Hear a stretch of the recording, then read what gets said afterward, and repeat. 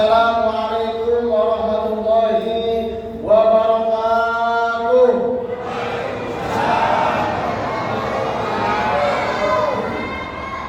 Daun salam jempol di semur.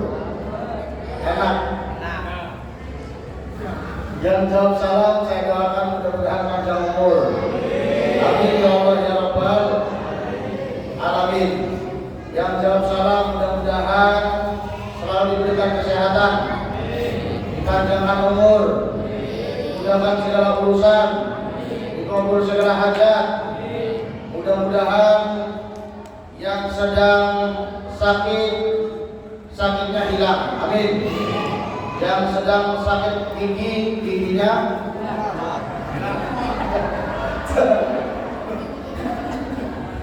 sakitnya yang hilang. Hamdan wa syukran lillah, sholatan wa salaman ala rasulillah, wa la hawla wa la quwwata illa billah, amma ba'd.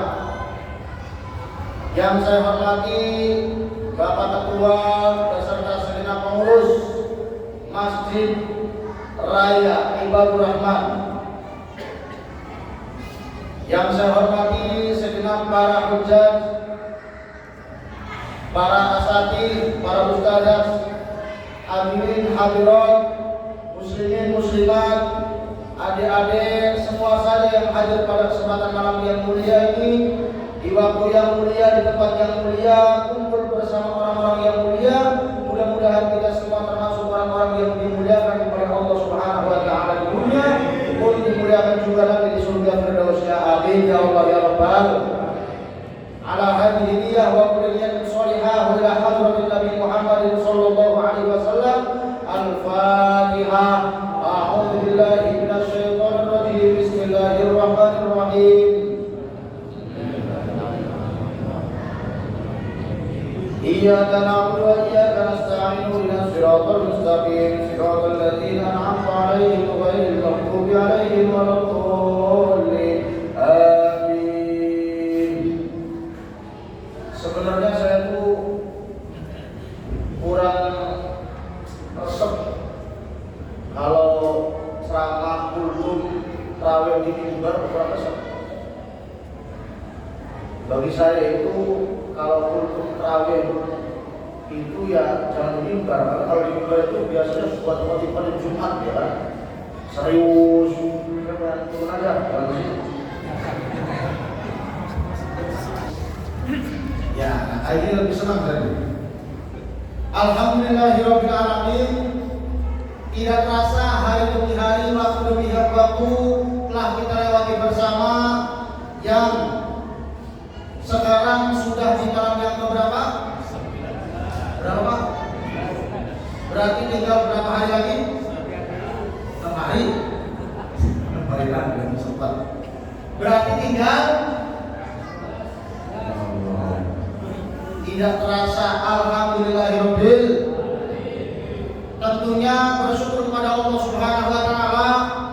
Siangnya kita berpuasa, malamnya kita menghidupkan dengan qiyamul lail, dengan sholat tarawih, sholat sunnah, sholat witir, dengan tadarus, baca Al-Quran. Yang mudah-mudahan kata Nabi Muhammad SAW, kita semua termasuk orang-orang yang man shoma Ramadan imanan wa ihtisaban ghufira lahu ma taqaddama min dzambi. Siapa saja yang mau berpuasa di bulan suci Ramadan dengan penuh keimanan, yakin apa? Yakin apa? Yakin bahwa kita berpuasa akan mendapatkan rahmat Allah Subhanahu wa taala. Amin. Yakin bahwa kita berpuasa akan mendapatkan maghfirah serta ridho dari Allah Subhanahu wa taala. Amin. Wa ihtisaban, kita berharap agar mendapatkan pahala dari Allah Subhanahu wa taala. Maka bukan hanya itu janjinya, yaitu apa? Orang yang mau berpuasa ghufira lahu ma taqaddama min dzambi. Dosa-dosa yang pernah kita lakukan, salah khilaf yang pernah kita kerjakan, diampuni oleh Allah Subhanahu wa taala. Amin ya Allah ya Rabbal. Dan ternyata hadisnya bukan hanya itu, Pak. Tapi ada hadis lain dari Nabi kita Muhammad sallallahu alaihi wasallam. Apa kata Nabi? Man qoma ramadhana imanan wa ihtisaban. Siapa saja yang mau menghidupkan malam-malam bulan suci Ramadan wahtisaban, berharap agar mendapatkan rahmat, maghfirah, ampunan, pahala dari Allah Subhanahu wa taala, maka ghufirallahu ma taqaddama min dzambi, dosa-dosanya dihapus oleh Allah Subhanahu wa taala. Amin ya Allah ya rabbal. Hadirin hadirat muslimin muslimat Bapak Ibu yang dirahmati oleh Allah Subhanahu wa taala, tentu di sisa-sisa akhir bulan suci Ramadan ini seharusnya kita bisa menjaga agar kualitas puasa kita tetap baik, tetap terbaik. Kenapa? Karena kata Al-Imam Fudayl bin Iyad dalam kitab Jamhul Muhtarin menyatakan bahwa man lam yahbis jami'a jawarihi minal ma'asi fa huwa muftirun wa in ja'a, yang artinya siapa saja yang tidak bisa menahan dirinya untuk tidak bermaksiat segala anggota tubuhnya dari perbuatan maksiat, maka orang tersebut adalah orang yang berbuka alias tidak puasa meskipun dia menahan lapar dan dahaga. Paham? Paham? Jadi kata Al-Imam Fudayl bin Iyad bahwa orang yang tidak bisa menahan anggota tubuhnya, dia tidak bisa menahan lisannya untuk tidak berbicara kotor, matanya tidak bisa ditahan untuk melihat perkara-perkara yang diharamkan oleh Allah Subhanahu wa taala, maka orang tersebut walaupun dia menahan lapar dan dahaga, tapi sejatinya dia adalah orang yang muftirun, orang yang berbuka alias tidak berpuasa. Maka yang namanya puasa itu bukan hanya kita menahan lapar dan dahaga, Pak. Bukan hanya kita menahan dari terbitnya fajar sampai terbenamnya matahari, yang biasanya kita pagi-pagi di luar bulan suci Ramadan ada apa tuh? Kopi. Ada apa lagi? Ada apa lagi? Gorengan. Pagi-pagi ibu-ibu nyari nasi uduk. Pagi-pagi ibu nyari lontong, lontong sayur. Tapi di bulan suci Ramadan pagi-pagi itu diharamkan, tidak boleh, haram, nggak boleh. Bolehnya kapan? Habis betul. Siang-siang biasanya kita nyari sop buah seger, nyari es cendol, nyari es campur. Masuk bulan suci Ramadan nggak boleh haram. Halalnya kapan? Halalnya habis, betul. Sore-sore jam 5 sore biasanya nyari sate, nyari tongseng enak. Masuk bulan suci Ramadan nggak boleh haram. Halalnya kapan? Habis, berarti puasa mengajarkan kita disiplin. Betul. Termasuk suami istri berhubungan di bulan suci Ramadan, siang-siang haram. Kapan halalnya? Habis, terawih. Habis. Terawih dulu. Kalau bapaknya ngajak, ayo Pak. Habis terawih.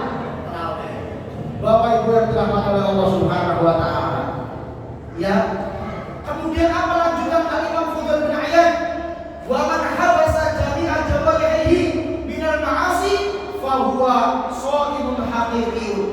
Kata Imam Fudayl bin Iyad, lanjutan dari kalamnya yaitu, dan siapa saja yang bisa menahan anggota tubuhnya, dia bisa menahan lisannya untuk tidak berbicara kotor, berbicara bohong, menyakiti hati orang lain, makanya dia bisa menahan dari perkara-perkara yang diharamkan, maka sesungguhnya orang tersebut adalah orang yang berpuasa, sebenar-benarnya orang yang berpuasa.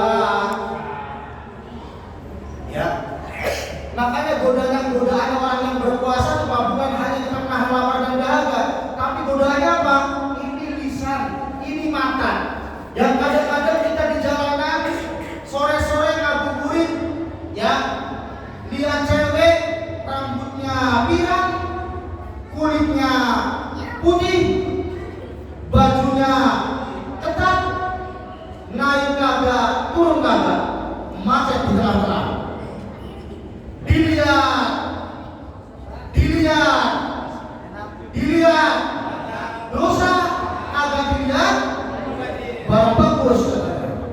mubazir. Nah ternyata kalau kita menikmati Pak, itu bisa mempengaruhi kualitas puasa kita. Maka puasa bukan hanya kita sebatas menahan lapar dan dahaga saja, tapi bagaimana kita bisa menahan anggota tubuh kita untuk tidak bermaksiat kepada Allah Subhanahu wa taala. Insya Bapak Ibu yang dirahmati oleh Allah Subhanahu wa taala, tentu dalam berpuasa ada hal-hal yang kita harus ketahui bahwa ternyata ada pemutus puasa. Paling tidak kalau kita ngaji tentang fikih Pak, ada 4 hal orang itu boleh mokel. Apa? Boleh mokel. Apa yang pertama? Yang pertama yaitu wajib. Orang boleh mokel yang pertama hukumnya wajib.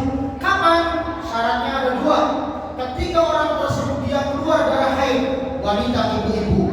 Yang kedua, ketika keluar darah nifas habis melahirkan, maka wajib satu. Yang kedua, mubah, jaiz atau boleh.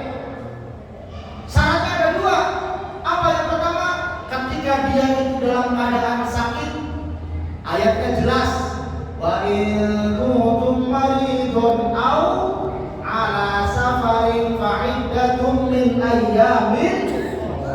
Syaratnya 2, boleh ini, jaiz ini. 1 kalau dalam keadaan kita sakit, yang kedua dalam keadaan safar.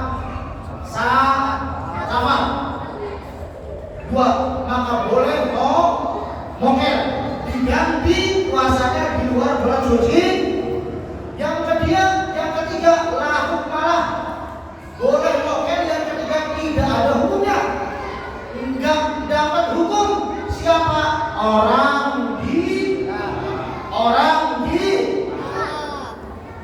Orang gila siang-siang makan nasi padang di pinggir jalan, minumnya es cendol, ya wajar namanya orang gila.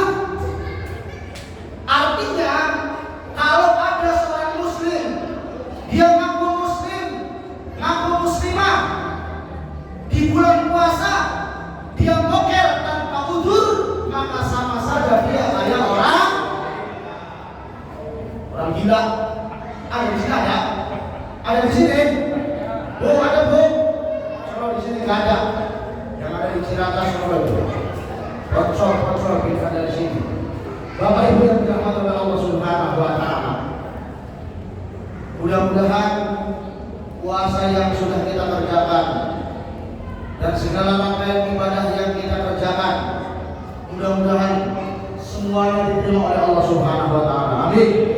Mudah-mudahan puasa yang sedang kita kerjakan dan segala ibadah yang sedang kita kerjakan dan yang akan kita kerjakan semuanya diterima oleh Allah Subhanahu wa taala. Amin ya Allah ya Rabbal. Paling tidak sebelum saya menutup, saya berpesan, di antara orang yang merugi itu adalah orang yang dia puasanya full tapi dia lupa bayar zakat. Lupa bayar zakat fitrah. Bayar zakat fitrah itu ada waktu-waktu khusus, ada waktu-waktunya. Pertama, ada hukum jaiz, boleh, mubah. Kapan? Ketika masuk awal bulan suci Ramadan, hukumnya boleh. Makanya kalau kita ingat dulu waktu sekolah sama Pak Guru itu kita disuruh, katanya, bilang sama orang tuanya nakerin beras, kemudian suruh dibawa ke sekolah. Ingat gak Pak? Ya kan? Bawa beras, ditengkan juga berapa liter, nanti dibawa ke sekolah dikasih Pak Guru. Ingat gak? Awal Ramadan tuh. Nah itu hukumnya apa? Hukumnya mubah, boleh. Pas masuk awal bulan Ramadan hukumnya boleh. Yang kedua, hukum bayar zakat fitrah, yaitu hukumnya apa? Hukumnya wajib. Kapan hukumnya wajib? Ketika malam takbiran, malam Idul Fitri, takbiran wajib tuh. Allahu Akbar, Allahu Akbar, Allahu Akbar, la ilaha, dan seterusnya. Hukumnya wajib. Saya punya orang tua, diajarkan sama orang tua saya itu apa? Kalau malam-malam itu, kita kan ada berlima. Kamu ke nenek itu, ini kamu niatin ke kakek itu, ini misalnya ke bapak itu, langsung kita diajarkan satu-satu. Dan saya katakan justru itu yang lebih afdol. Kemarin pagi saya mengisi kajian di Cibubur Residence. Saya diminta untuk menjelaskan tentang masalah zakat, bab zakat. Saya ditanya, Ustaz, kalau ada pilihan, afdolan mana kita bayar zakat beras sama uang? Saya jawab, maka lebih afdol kita bayar pakai beras. Kenapa? Karena mazhab Imam Syafi'i pun ulama Syafi'iyah itu sebenarnya menolak pembayaran zakat fitrah yaitu dengan menggunakan uang. Meskipun pada akhirnya sekarang itu demi mensimpelkan akhirnya pada bayar pakai uang. Tapi saya katakan jika bapak-bapak pengen bayar zakat fitrah, kalau bisa beli berasnya di Alfamart, Indomaret, Alfamidi, beli berasnya, diniatin anak-anaknya, ayo lihat satu-satu, kemudian langsung dikasih. Ke siapa? Ditanya lagi saya. Ustaz, ke siapa? Lebih afdol dikasihkan langsung sama orang yang bersangkutan, tidak melalui masjid, tidak melalui panitia zakat, langsung yang lebih afdol langsung. Sebenarnya panjang pembahasannya, panjang ini. Kemudian saya membahas tentang masalah apakah sama ambil zakat sama panitia zakat, sama tidak? Ya. Sama tidak? Ya. Beda. Amil itu adalah orang yang dia itu sudah dapat legalitas dari Basnas, sehingga ketika ada orang zakat, dia itu boleh menerima bagian amil zakat. Tapi kalau panitia zakat yang diadakan di masing-masing musola tanpa ada legalitas, tanpa ada sertifikat, itu dia dilarang mengambil bagian dari situ. Dan ternyata hukum kayak ini sudah terbiasa. Perlu disampaikan. Lanjut.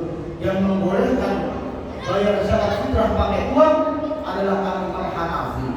Maka saya katakan, jika pengen membayar zakat fitrah, jangan lupa maka afdolnya membayar dengan beras. Tadi hukumnya wajib pas malam. Kemudian kapan afdolnya? Sunnahnya atau afdolnya yaitu ketika pagi di hari raya Idul Fitri, matahari terbit sebelum khatib naik mimbar. Tapi kan masalahnya Pak, kalau pagi-pagi kita bayar dengan yang afdolnya, khawatir apa? Khawatir sibuk nyari baju, yang mana sarungnya, mana pecinya, ya kan? Oh, betul.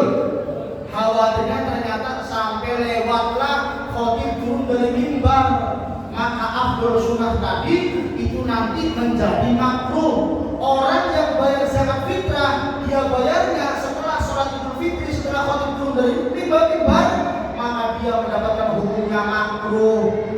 Sah sih sah, tapi dihukumi makruh. Terakhir, hukum membayar zakat fitrah yaitu bisa dihukumi haram. Kapan? Ketika pada hari raya Idul Fitri, matahari sudah terbenam, isyaknya itu dia baru bayar zakat Idul Fitri. Dia mendapatkan hukum haram dan nilainya seperti orang yang bayar sedekah. Maka saya ingatkan, mumpung ini masih bulan Ramadan, ya, yang sudah ada rezeki cepat-cepat bayar zakat fitrah. Khawatirnya lupa. Kenapa? Biasanya kalau H-5 sibuk nyari baju, H-3 sibuk nyari ketupat, sibuk nyari daging, betul? Akhirnya lupa. Bapak Ibu yang dirahmati oleh Allah Subhanahu wa Ta'ala, tentu tadi yang saya sampaikan bahwa jangan sampai kita berpuasa hanya mencari yang wajib-wajib saja, tapi usahakanlah kita cari-cari yang sunnah. Di antaranya apa? Ta'jilul iftar, mempercepat ketika berbuka puasa. Allahu Akbar, Allahu Akbar, ada maghrib, maka buru-buru kita berbuka. Jangan sampai kita buru-buru buka WA. Ya banyak, ya Bu ya. Ta'jilul iftar, buru-buru. Dan saya pesan berbukalah dengan yang manis-manis. Kenapa? karena yang manis sudah tentu pasti, jangan berbuka dengan kesayangan. Kenapa? Karena yang disayang terkadang tak tahu diri. Asik. Words of life. Bapak Ibu yang dirahmati oleh Allah Subhanahu wa taala, mudah-mudahan kita semua mendapatkan rahmat di 10 hari pertama bulan Ramadan. Amin. Mudah-mudahan kita semua mendapatkan maghfirah ampunan dari Allah di 10 hari kedua bulan Ramadan. Amin. Dan mudah-mudahan di 10 hari terakhir kita mendapatkan Lailatul Qadar, serta mudah-mudahan kita semua dibebaskan yaitu ankum minar dari panasnya api neraka. Amin ya Allah ya Rabbal. Amin ya Allah ya Rabbal. Amin. Bapak Ibu yang dirahmati oleh Allah Subhanahu wa taala, sebagai penutupnya kurang lebihnya mohon maaf yang sebesar-besarnya. Kita da'ifan fasulul khala fadlan rahimah fihi wa ala wa akhiran burung kutut hobinya terbang. Barang-barang burung kutut hobinya terbang. Di balik papan mencari nabi. Jangan takut, jangan bimbang. Insya Allah kapan-kapan kita ketemu lagi. Amin ya Allah ya Rabbal. Saya mau potong rangkuman dekat. Terakhir dikatakan bahwa siapa saja yang dia itu berpuasa selama 7 hari di bulan suci Ramadan, maka sama saja dia seperti puasa 1 minggu. Wassalamualaikum warahmatullahi wabarakatuh.